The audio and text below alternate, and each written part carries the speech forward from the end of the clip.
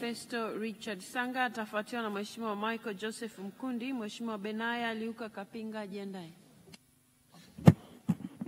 Asante Mheshimiwa Spika kwa kunipa nafasi niweze kuchangia hoja iliyoko mezani ya Mheshimiwa Naibu Waziri Mkuu. Jambo la kwanza, ninaunga mkono bajeti hii na ninaunga mkono maoni yote ya kamati yale ambayo wameyapendekeza, na mimi nitakuwa na mambo machache ya kuzungumza. La kwanza Mheshimiwa Spika, kwanza ni wapongeze Mheshimiwa Waziri pamoja na Mheshimiwa Naibu Waziri kwa kazi kubwa ambayo wanaifanya, pamoja na watendaji wote wa wizara hii, kwa sababu hii ni wizara ambayo ina mambo mengi kidogo ambayo yanahusu nishati kwenye taifa letu. Niwapongeze sana, kazi yao ni njema na anapitia misukosuko kuna wakati fulani, lakini wamekuwa pamoja na sisi kutokana na kwamba ukatikaji wa umeme unakuwa unajumuisha taifa zima, na watu muda mwingine wa Tanzania wanakuwa hawajui changamoto ni nini, lakini wamekuwa wakisimama pamoja na kusimamia wizara vizuri na kufanya vizuri hadi saizi hali ya umeme imetulia nchini, na nipongeze sana kwa hatua ambayo Mheshimiwa Waziri umekuwa ukifanya. Kubwa ni kuwa mkweli kwamba kunapokuwa na changamoto Tanzania nawaambia kuna changamoto, na kunapokuwa kumetatuliwa Tanzania tunaona kumetatuliwa, na hii imekuwa ni sifa yako ya kwamba ni kiongozi ambaye pia umekuwa muwazi na mkweli kwa Tanzania, na ndio maana mambo yamekuwa yakienda. Jambo lingine, ninampongeza sana Mheshimiwa Rais kwa kazi kubwa ambayo anaifanya, hususan kampeni yake ya nishati safi ambayo inamfanya abaki kuwa champion kwenye ulimwengu na kwenye Afrika kwa kuhamasisha matumizi ya nishati safi. Lakini kwa kazi kubwa ambayo anaifanya, na niseme wazi Mheshimiwa Spika, tunapomzungumzia Mheshimiwa Rais amefanya kazi kubwa sana, na Watanzania lazima wafahamu mambo mengi ambayo yanaendelea kwenye nchi yetu.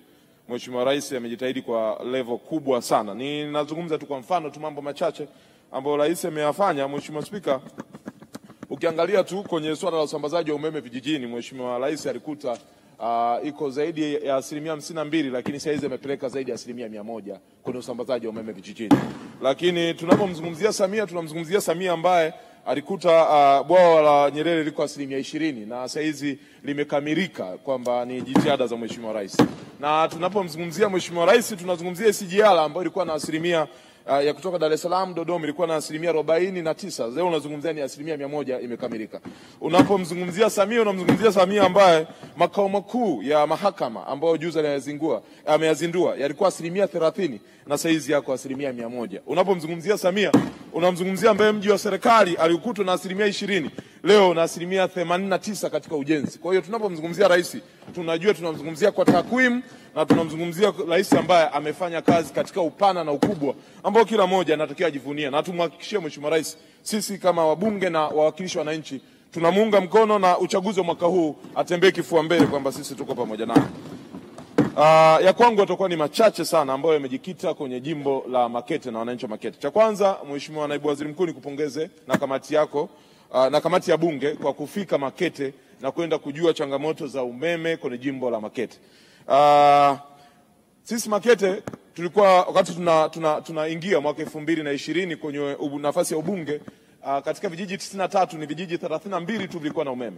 Leo ninapozungumza vijiji 93 vyote vimepata umeme, na kijiji ambacho kwa kinasumbua, kijiji cha Kiguru, mkandarasi amepatikana na anaendelea na kazi. Na mshukuru sana mkurugenzi wa Lea kwa kazi kubwa ambayo ameifanya, kwa sababu kile kijiji kilikuwa kinasumbua. Tunawapongeza sana. Mheshimiwa Mwenyekiti, ni rahisi mtu aliyeko mjini, Mheshimiwa Spika, kuizungumzia Makete kama unazungumzia kamji kadogo hivi. Kutoka kata moja kwenda kata nyingine unazungumzia zaidi ya kilomita 150. Na unazungumzia mazingira ambayo kuna mabonde, kuna milima, kuna minuko. Wananchi wanapoona umeme umefika huko, kwa kweli wanaipongeza sana serikali, kwa sababu hata mbunge mwenyewe kuna eneo ukifika uamini kama umeme umefika kwenye lile eneo.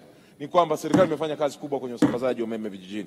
Kubwa tu ambalo tunaliomba ni kwamba kuna vijiji ambavyo kumekuwa na changamoto ambayo Mheshimiwa Kirume Ngenda, makamu mwenyekiti wa kamati, amezungumza. Makete inanyesha sana mvua, kwa hiyo radi zimekuwa zikipiga sana. Kwa hiyo transformer kumekuwa na changamoto kubwa za transformer kuungua kutokana na radi nyingi.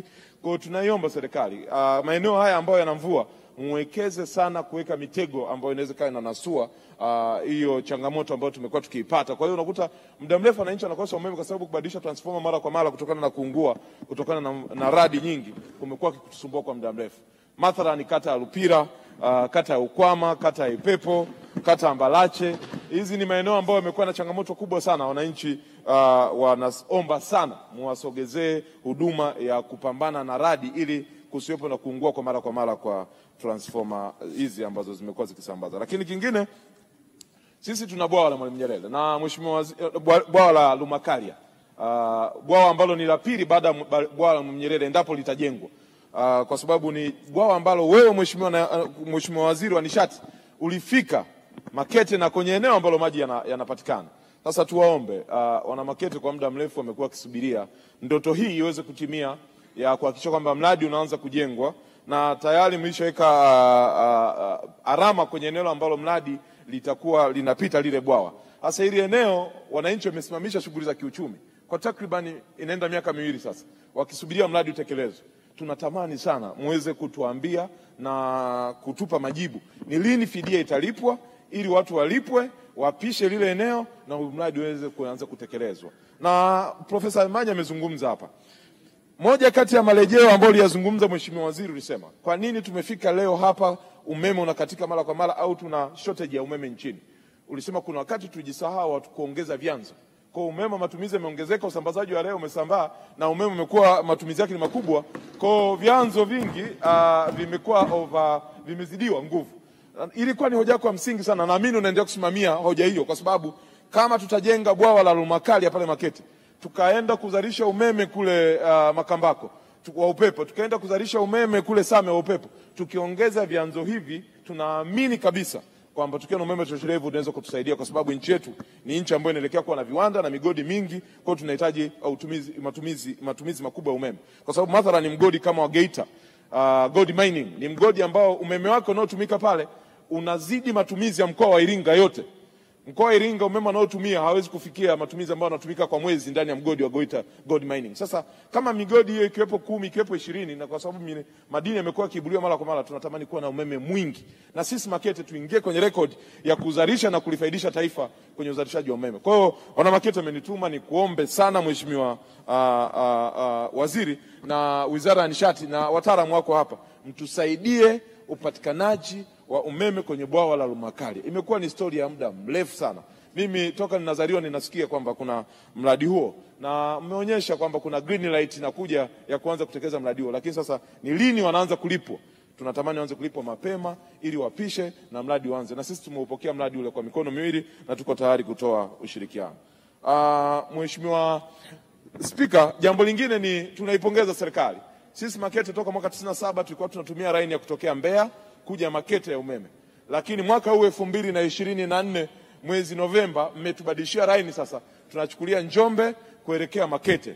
Na line hii imetufanya sasa tuwe na umeme wa uhakika kwenye jimbo letu, kwa sababu tulipokuwa tunatumia umeme wa Makete tulikuwa tuna substation.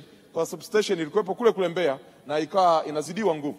Lakini sasa hizi substation tulionayo imejengwa Nging'ombe inayotusaidia tu Makete, kidogo kumekuwa na uimarishaji wa upatikanaji wa umeme jimbo la Makete. Tunaomba sana changamoto ambazo zimejitokeza katika umeme muweze kuzitatua, kwa sababu substation hii bado haijatengemaa, lakini tunaamini kwa jitihada ambazo wizara hii imekuwa ikifanya mnaweza mkatusaidia utulivu wa umeme kwenye ile line ya kuelekea Makete ukapatikana na wananchi wa Makete akapata umeme wa kutosha. Kwa hiyo Mheshimiwa Naibu Waziri Mkuu, nitumie nafasi kupongeza kwa sababu umeme wa Makete uletwa na mzee wangu Tuntemeke Mesa Kanungwa Sanga, na mimi sasa nimekuja kubadilisha line, nimeitoa kutokea Njombe kuelekea Makete. Hii inatufanya tubaki kuwa na record nzuri sana. Lakini jambo lingine ni Mheshimiwa Mwenyekiti, ni kwenye jambo la Mheshimiwa Speaker, ni kwenye jambo la energy saving campaign. Kama nchi ni lazima tukaanza kuwa na energy saving campaign kuelimisha Watanzania.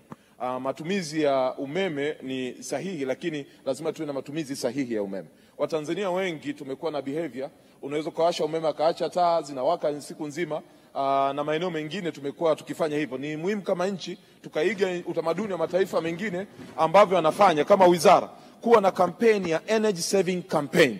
Hiki ni kitu muhimu sana kwenye nchi. Si tu kuzalisha umeme. Tunazalisha umeme ndio, lakini je, tuna save ule umeme?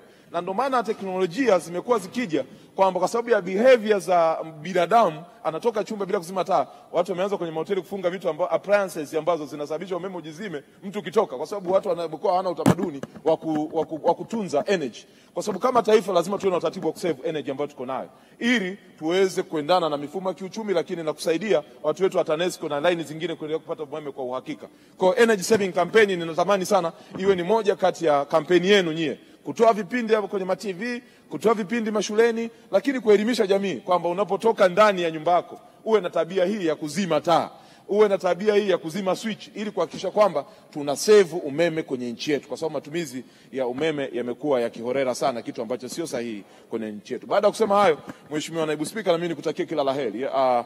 Mheshimiwa Spika, nikutakie kila laheri kwa sababu tunaamini kwa jitihada kubwa ambazo unazifanya na kwa uwakilishi wako kwenye bunge la umoja wa mabunge duniani, umekuwa ukitupa heshima kama nchi, na sisi kama wabunge tunajivunia na tunaomba na Mbeya kwamba wakupe haki yako, wakurejeshe haki yako, na kwamba mwezi wa 11 mwaka huu uwepo hapa kwenye kuapa pamoja na sisi, tunikiamini kabisa kwamba uendelee kuipeperusha bendera ya nchi yetu. Kwa hiyo tunakutakia kila laheri Mheshimiwa Spika, na tupo tayari, na kwa sababu sasa hizi tunajiandaa kwenda kwenye tour ya marathon kule Mbeya, tutaenda kuwatangazia pia kwamba tunamhitaji Dr. Tulia tena ndani ya bunge letu. Asante sana Mheshimiwa Spika, na Mungu akubariki sana.